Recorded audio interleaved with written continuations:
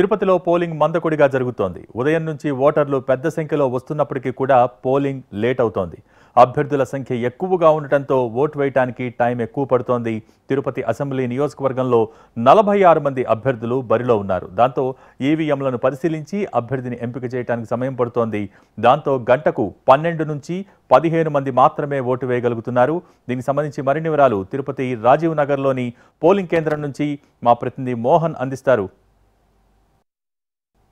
ఇదిలో పోలింగ్ ప్రక్రియ మందకొడిగా సాగుతుంది. ఉదయం నుంచి కూడా ఓటర్లు క్యూ లైన్లో బారులు తీరారు. అయినప్పటికీ ఓటింగ్ సంబంధించినటువంటి కార్యక్రమం నిర్వహించడానికే సమయం తీసుకుంటుండడంతో గంటల తరబడి వారు ఈ క్యూ లైన్లో వేచి ఉండాల్సిన పరిస్థితి అయితే ఏర్పడుతుంది. ఉదయం నుంచి కూడా తిరుపతి సంబంధించి ఇప్పటివరకు నమోదైనటువంటి పోలింగ్ శాతం 25% కూడా మించినటువంటి పరిస్థితి అయితే కనబడుతుంది.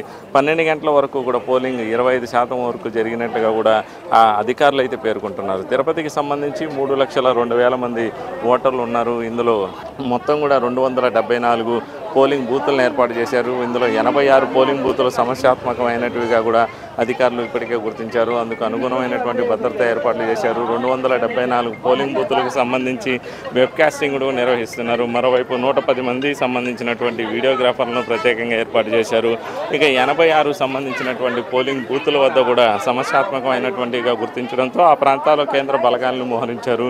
అక్కడ మొత్తం కూడా భద్రతా సిబ్బందిని కట్టుదిట్టం చేశారు. తమిళనాడుతో పాటు కర్ణాటక సంబంధించినటువంటి బలగాలను కూడా రప్పించారు. మరోవైపు సమస్యాత్మకమైనటువంటి పోలింగ్ కేంద్రాల వద్ద బీఎస్ఎఫ్ సిబ్బందితో పహారా నిర్వహిస్తున్నారు. ఇప్పటి వరకు కూడా తిరుపతిలో చెదురుమదురు ఘటనలు తప్ప పోలింగ్ ప్రశాంతంగానే జరుగుతూ వస్తుంది. పోలింగ్ సంబంధించినటువంటి ప్రక్రియ ఇప్పటి వరకు కూడా ప్రశాంతంగానే జరుగుతుంది. ఖాదీ కాలనీకి సంబంధించి దొంగ ఓట్లు వేస్తున్నారన్నటువంటి ఘటన మినహాయిస్తే మిగిలిన ప్రాంతాలంతా కూడా పోలింగ్ ప్రశాంతంగా సాగుతున్నటువంటి పరిస్థితి కనబడుతుంది.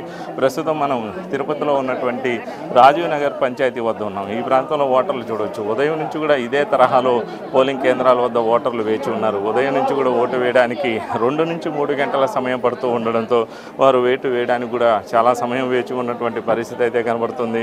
మరోవైపు ఎక్కడా కూడా ఓటర్లు వెనుదిరిగి వెళ్ళేటటువంటి పరిస్థితి అయితే కనిపించట్లేదు.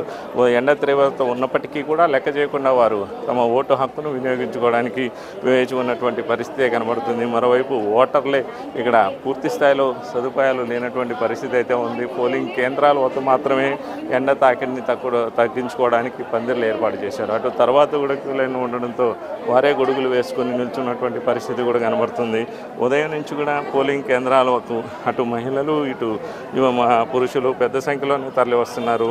వృద్ధులతో పాటు యువకులు కూడా అంటే విద్యావంతులు కూడా ఈసారి పోలింగ్కి ఉదయం నుంచి కూడా ఆసక్తి చూపడం ఒక కీలక పరిణామం అని చెప్పుకోవచ్చు.